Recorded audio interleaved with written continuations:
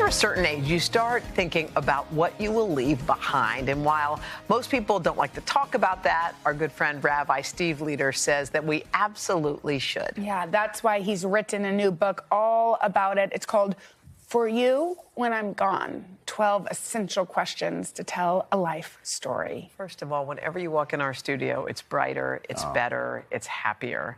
And I think there's so many cool things about this book. We don't say things out loud. We don't ask basic questions. And I don't know why we don't. It's like we ask questions of people who come on our show that sometimes we don't even ask our own families. Yes. Yeah.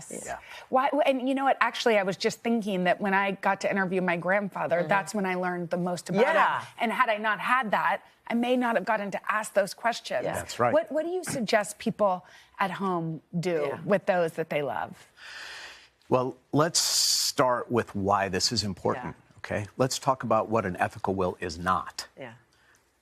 For most people, their final word to the people they love most comes after they're dead, and it's in the form of a last will and testament, which is a dry, legalese, boilerplate document written by someone who barely knew you, and it's all about who gets what and when and how much.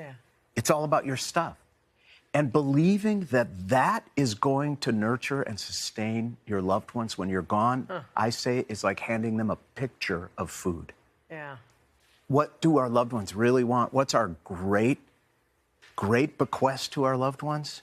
Our story, our values, our blessings, what we've learned from our terrible mistakes.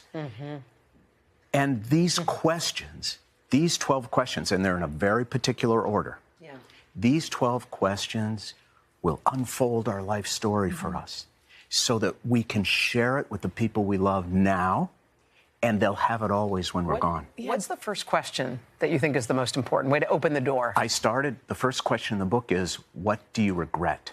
Wow. Why? Because regret, to answer it honestly, requires real vulnerability and real honesty, and that puts you in the headspace for the other 11 questions. It also is a very important indicator that this book is not about death, it's about life, our lives. Because regret, when people come to see me in my study and sit on what I call my couch of tears and talk to me about regret, the first thing I say to them to kind of triage it and get things moving is I look them in the eyes and I say, you know what? I have given up all hope of a better past. That's good. Regret is not really about the past. That's good. It's what we can take from the past to liberate ourselves from it and move forward. And here's something interesting. The people who answer these questions along with me, I write an answer to each of the 12 questions, and then I invited a group of about 40 people, incredibly diverse, in every way you can imagine. What's interesting about the answers in the book is that we discover the commonality of the human experience. Most people regret most, not something they did, but something they didn't do. There are two kinds of mistakes in life: the mistakes of commission, the things we do, and the mistakes of omission. The time we didn't show up, the words we didn't say, the path we didn't walk. And when you get into the book, you start to see the humanity and the fact that we're all in this thing together. So this ethical will is basically a blueprint for your life that you can leave when you're gone. But you say don't wait till you're gone. Do this now. Do it now, because this document is not just for your loved ones when you're gone. If you go through these questions and answer them honestly, what you'll have is what I call an internal MRI of your inner life. And then you can hold that MRI up to the light and ask yourself the most important question any of us can ask of ourselves, which is, okay, this is what I say my truth is.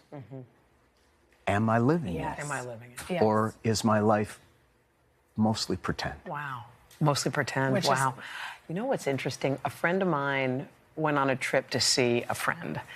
And I said, boy, that seems like you just kind of went in the middle of the week and you went. And she said, if that friend had been sick or died, I would have packed up my stuff and gone in 1 minute. I've decided in this moment, while I'm here, while we're celebrating, I'm showing up. And this reminds me of your book. I'm asking you now. I'm not going to ask you. I'm not going to say, what would he have said? Right. Can you tell me what question 2 is?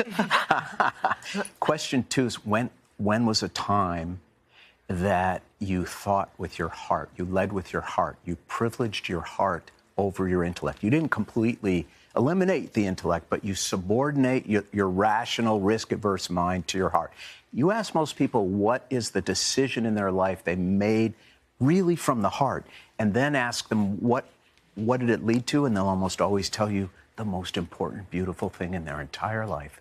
That's so very true. Right? And it has, why does it follow regret? Because these regrets are generally about the time we subordinated our heart with our intellect and we missed the opportunity for love. We pro-conned it to death, and then we didn't do it because we missed waited the opportunity all out. for love, for liberation. You got to do this with your kids, with your mother, who's older. Yeah. How powerful was it? There are families now that are taking a question a week around the Sunday dinner table. That's a great idea. There's a father-daughter book group, and they're both reading the book and then talking about these life questions with each other. And I think that's such a powerful idea. And of course, again, if you can articulate your truth, including what was my worst failure, what got me through my greatest challenge, have I ever had to cut someone out of my life because they were just too toxic? Yeah. All of these real life questions, if we can have conversation on that level, it really ennobles our lives, and it gives us a chance to have more beautiful and meaningful lives. Not tomorrow, now. By the way, you gave us 2 questions. There are 10 more, and they're all in this book. Please pick it up. Rabbi Leder never, ever, ever disappoints. I give your books away for my during Christmas time. It's like my go-to book. This is another one. They're beautiful for you when I'm gone. You can get it at today.com/shop.